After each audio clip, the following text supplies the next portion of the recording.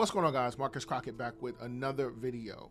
If you have a commercial cleaning business and you are struggling to get to the next step in your business, you're struggling to grow, guys, this is not going to be a video that you are going to want to miss. You're going to make sure you watch this whole thing in its entirety because I'm going to go over 7 things. And one of these things, maybe 2, maybe 3, maybe all of these things could be the reason as to why you're not getting the type of success within your company. If you are brand new to the channel, if this is your first time seeing me or your first time here, if you get any value out of this video, make sure you go ahead and hit the thumbs up button and subscribe. But with all of that said, let's get into it. So the first thing that I'm gonna have on the list is lack of staff training, right? If you have lack of staff training or inadequate staff training, that can topple your business, right? I've said this plenty of times before. You know, when you put together your training module, you put together your training program for your staff, you want to make sure that each and everything is done with consistency, right? So once they know how to clean a toilet, it doesn't matter if they're going to clean a toilet in a bank, if they're going to clean a toilet in a library, in a school. Once they know how to do that thing, it's transferable. They'll be able to do it anywhere, but they want to be consistent, right? So one of the things that you have to do, just for example purposes, we always clean inside out. We start on the inside, then we work our way on the outside, making sure that all the chrome and everything like that is completely polished up. This is just a small example of having making sure that your staff are properly trained. Inadequate training will keep your business from actually moving in the direction that you want it to move in.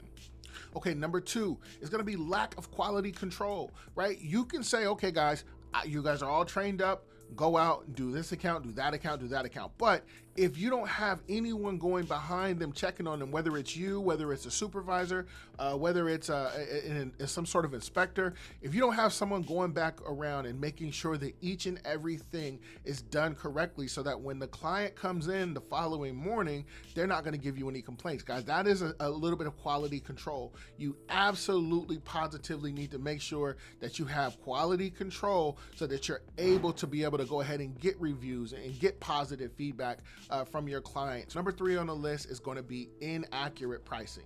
Listen, one of the worst things that you can do for your business is to undercut the current cleaning company, right?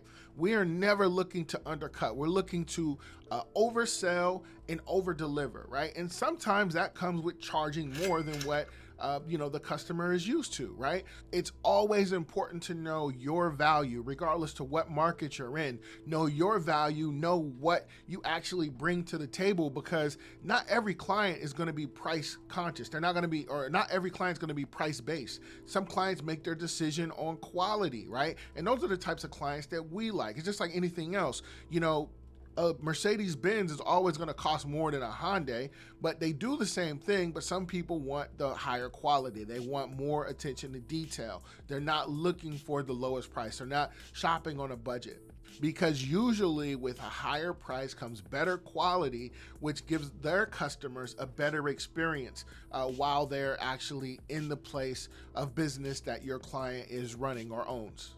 Okay, so number 4 on this list is going to be ignoring customer feedback. Guys, this is actually one of the things that I used to struggle with in my business, right? When I would get customer feedback, sometimes I would take it personal, right? Sometimes I would just say, okay, well, this customer's being picky, this person's being that, they're being this. But at the end of the day, our customers are the ones who cut our paychecks. And we have to make sure that we're delivering the absolute best service possible. Now, that doesn't mean that we have to operate outside of the scope of work. No, we created a scope of work. We agreed on the scope of work. We signed contracts based on the scope of work. We don't want to operate outside of that without any additional costs. But we're talking about things within the scope of work, right? We want to make sure that we're doing all of those things correctly. And if the customer does give us, negative feedback, that we're able to learn and we're able to grow from those things, right? Okay, so number 5 is going to be inadequate marketing, right? Not investing in your business marketing is basically saying that I want my business to fail. Guys, like I've said this so many times, there's a million different cleaning companies around me, right? But I'm not in competition with them. I don't look at it like I'm in competition with them. I'm in competition with eyeballs. I need to be seen. I need for my potential customers, my potential prospects to know who I am and be willing to give me an opportunity, to give us an opportunity to do business together, right? That's the only competition. There's so many different methods to marketing, right? You can get out, you can do cold calls, you can do door knocking, you can do SEO, which is search engine optimization.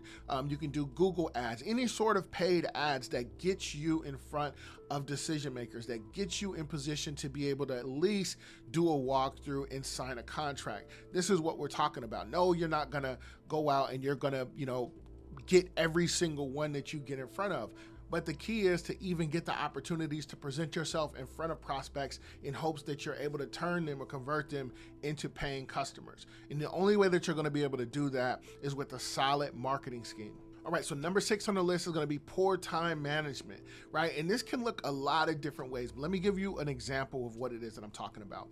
On any given week, I probably go out and I'm doing 5 or 6 walkthroughs, sometimes more, sometimes less. When it's time for me to go out and actually do my walkthroughs, I always space out my time so that, one, I have enough time to give the prospect what it is that they're looking for, and I have enough time to get from point A to point B, point being the next walkthrough or any other appointment that I have set up in between that time frame. So always making sure that I have enough time that my assistants, when they booking all of my walkthroughs, that they leave enough time, they leave space. You don't want to stack things one on top of the other, right? The other thing, if you have a daytime account, or if you're going to go where the customer's not going to give you keys, or they're not going to give you alarm codes, and they're expecting you to be at this location by 6 p.m., leaving if it takes you 45 minutes to get there, you should be leaving at least an hour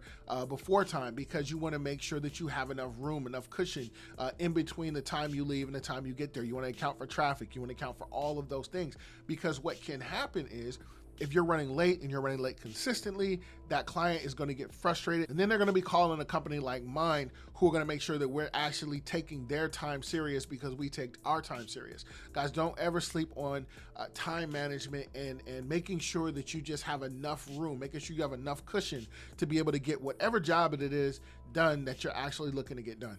Okay, number 7, this one actually might come as a surprise, but this is definitely not something that you are going to want to take lightly. And I'm talking about neglecting any legal stuff or any insurance stuff, guys. Like, I had an account, I posted the videos on here not too long ago, where my staff made a mistake and they used the wrong type of solution on a concrete floor, and this thing would have ended up costing me a lot of money if I didn't have a good relationship with that particular client, and if I was underinsured with my insurance company. Guys, you don't want to get into a situation where you have to file a claim and you don't have the proper insurance, or you're not bonded to make sure that you can cover any expenses that come along with someone actually needing to have a bond or have insurance. That can put you out of business quicker than anything, right? Make sure that you have all of the proper insurances, all of the proper bonding, making sure that you have those things in place in case you ever need it. I always say, guys, it is better to have it and not need it than need it and not have it. But guys, that is it for today's video. Let me know what you think in the comments. We can go over that and so much more. The links to consultations are down below. Guys, like I say, in the game of business, spectators are only gonna watch hustlers get into the game so they can win. I'm always dropping jewels, but the only way to be in position to pick them up, you gotta like, comment, and subscribe. Once again, my name is Marcus Crockett. I'll catch you in the next one. Peace.